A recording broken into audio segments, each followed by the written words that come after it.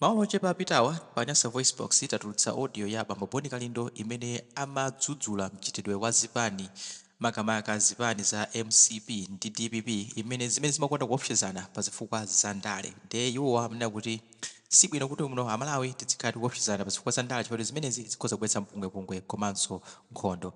Ndiye apa tili ndi Nzika ina Yokhudzidwa imene ikufuna kugwirizana nawo a Boni Kalindo kuti zimene alankhula Boni Kalindo ndi zoona zokhazokha, koma iwo akupitirira kuti ngati pali chipani kapena kuti zipani zimene ife Amalawi tingazivotere zimene sizimakonda kupanga zinthu za nkhondo ndi zipani mwina ngati za afodi komanso mwina chipani cha UDF. Ndete timve kuti Nzika Yokhudzidwa imeneyi ikufuna kunena chani pa audio imene analankhula Boni Kalindo komanso pa zinthu zimene zimachitika kuno ku Malawi makamaka kumenyana pa nkhani za ndale. Ndete tikhale limodzi kuti timve kuti iwowa afuna kunena chani tsiku la lero.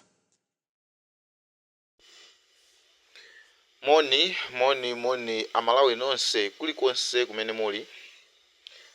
Ineyo ndikufuna ngoyikirapo ndemanga pa audio imene atulusa Mr. Boni Kalindo the DC. Ndikufuna ndiyikire ndemanga kunena kuti chilichonse chimene alankhula mu audio imeneyo ndichoona chokha. Ndipo chomwe tikuyenera kuziwadi Amalawi ndi chakuti DPP ili ndi history of violence. DPP ndi chipani chimene chimaziwika kuti makadeti ake anali ankhanza. Ndipo mongokumbutsana chabe Amalawi mwina sitimachedwa kuyiwala. Chipani cha DPP nthawi imeneyo chigawo chakumwera amati wina wake akangovala makaka a MCP munthu amamenyedwa. Panali makadeti ena amene amatha kumenya munthu chifukwa chokuti wangovala makaka a MCP. Ndipo zambiri zomwe amapanga a DPP anthu ena sanayiwalebe mpaka na panopa. Nde MCP nkhanza zawo ndizosanena. Sitingachite kusimbirana apapa nkhanza za MCP ayi.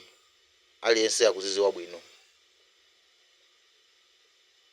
Nde tikaonesesa apapa ndizoti Amalawi tikanakhala kuti ndife tonse ogwirizana chimozi kapena tonse timalifunira dziko lathu la Malawi lija zabwino.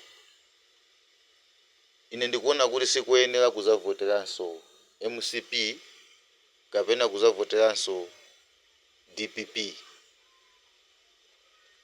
Zipani zoyenera kuzivotera panopa ndi UDF kapena afodi kapena zipani zinazo kupatula MCP kapena DPP. Chifukwa DPP kungoti yawinaso mboma, yawinaso yatenga bomali. Ndekuti amene ali a MCP azasowa mtendere wopya. Tikunena to masapota chabe wamba osati akulu a MCP yayi. Koma masapota chabe wamba a MCP azasowa mtendere. Chifukwa DPP aliyense akuiziwa bwino ndi chipani chimene chili ndi makadeti ankhanza. Ndiye monga momwe afotokozera bwana Boni Kalindo kuti izizi zimabweresa anake muziko, violence muziko. Sikuzakhala peace and instability muziko. Koma kuti muonesese chipani chimene chili cha mtendere. Chipani cha UDF ndi chipani cha mtendere. Chipani cha afodi ndi chipani cha mtendere. Mwachisanzo zonse zomwe akumapanga a DPP kumajambula mavidiyo opyeza akuti pobwenzera zimene akupanga a MCP kuti muonesese kuti amachita anthu akutumidwa. Ndiye chipani chawo cha akuluakulu sakupanga kondemu kapena kutusa statement iliyonse yoletsa nkhalidwe wonyansawo. Koma akusekerera.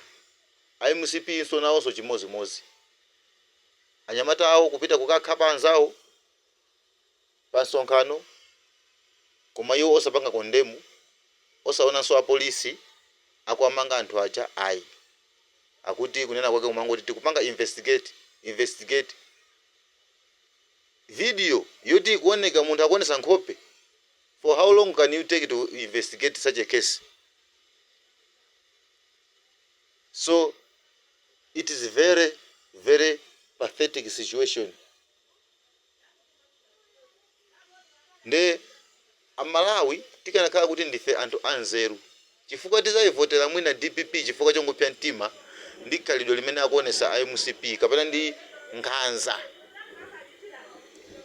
za MCP kuba kumene akupanga MCP kupya mtima malinga ndi mmene ziko laonongekera panopa loonongedwa ndi MCP.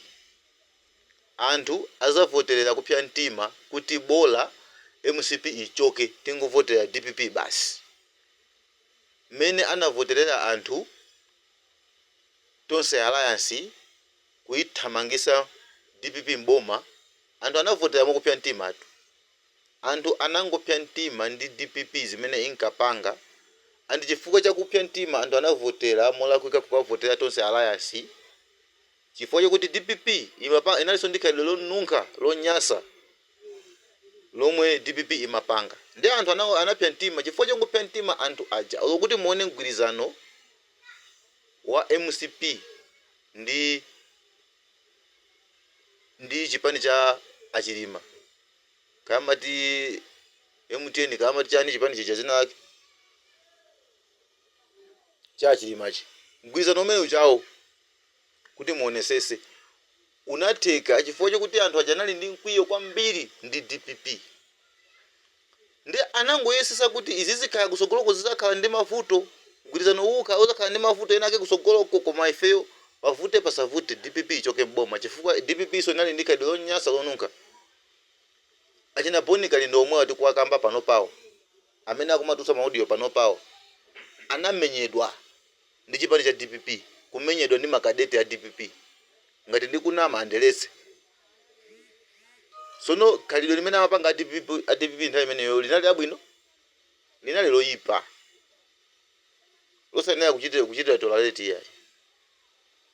Nde ineyo ndikufuna ndikende manga ndithu kuti khalidwe la ADP ndi MCP ndilofanana ndi khalidwe lobweresa chisokonezo nziko losafuna kuti anzawo azioneka kuti nawonso ali ndi chipani nzikomo koma iwo okhawo aliyense afuna safune azisapota chipani chawo chokhacho.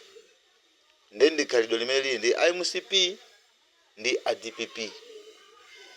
Ndi audio iyi anthu amene mungaimvere muitumize m'magrupu onse osiyanasiyana kuti Malawi aliyense imfikire anthu asekuke m'maso anthu aziwe kuti DPP ndi MCP makhalidwe awo ndi ofanana pamene pamangosiyana ndipo kuti DPP imayesera pang'ono ngakhale kuli umbavaso onyasa ku DPP koma imayesera pang'ono kupanga control the inflation of the country kuti isapite pamwamba kwambiri zinthu zisadule kwambiri amayesesa kuchita control kuti ndalama isagwe.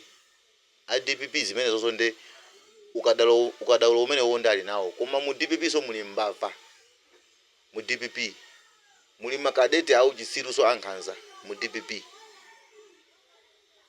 Ndi Amalawi ofunika tisekuke m'maso tikanakhala kuti Amalawi we think very critically. We are not supposed to vote for DPP again. MCP is not an option. Koma zipani zoyenera kuzivotera ndi afford kapena UDF. Zipani zoyenera kuzivotera ndi ziti. UTM so nayonso osayerekeza kuivotera. UTM ndi zokhazo zonama ati zakupangeza kuti zonama zokhazo. Akanakhala a UTM kuti amalikonda zikoli. kumene kuchako chilima ndi vice president wake wachipani ucha Michael Usi bwezi atatulukako kalekale kumene kuchako ndi kumakamba zoyipa zomwe akupanga kumene kuchako kapena ndi kumakhala limodzi ndi Amalawi amene akuvutika kumapanga mademo kumatani kumapanga against ndi khalidwe yonyasa limene likuchitika mboma mucha koma anakhazikikako nkuja kumadya mapwevu kumene kuchako kumadya misonkho yathu pamene zimene analonjeza Malawi sizikuchitika. Nde UTM osayelekeza kuivotera MCP osayelekeza osalozedwa kuvotera MCP DPP anthu azavotera chifukwa chokupsa mtima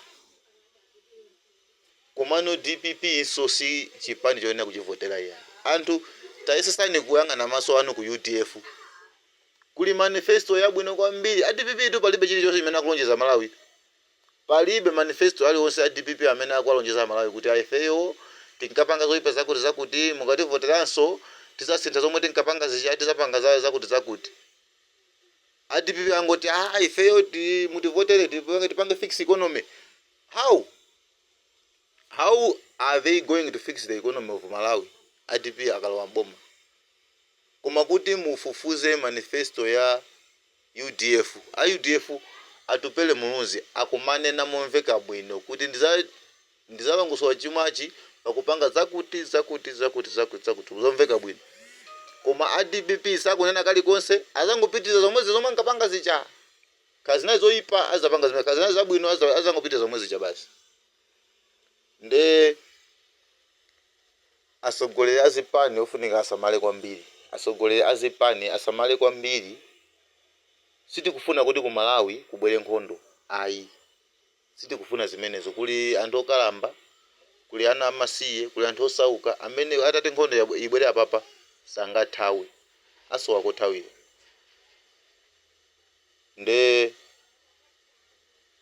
ineyo ndimangofuna ndiyikire kwambiri ndemanga pa audio imene atulusa Aboni Kalindo amatiyimirira kwambiri andi zimangovuta kuti mwina chifukwa chokuti Aboni Kalindo samafuna kukhala ndi mtima ofuna kuyimira upresident komano ndi munthu mmodzi amene ineyo ndimamuona kuti ndi wachilungamo ndipo amakonda dziko lake ndipo atakhala kuti mwachisomo cha Mulungu kuti afuna kuyimira upresident and azawina dziko lija likoza kuzayenda bwino kwambiri ine ndimakhulupirira choncho chifukwa ndi munthu amene amakonda dziko lake amalolera kumangidwa chifukwa cha dziko lake amalolera kuzunzika chifukwa cha dziko lake amalolera kuluza ma resources yake chifukwa cha dziko lake. Nda Malawi chonde tonse tikhale pambuyo pa Mr. Aboni Kalindo zikomo kwambiri Amalawi.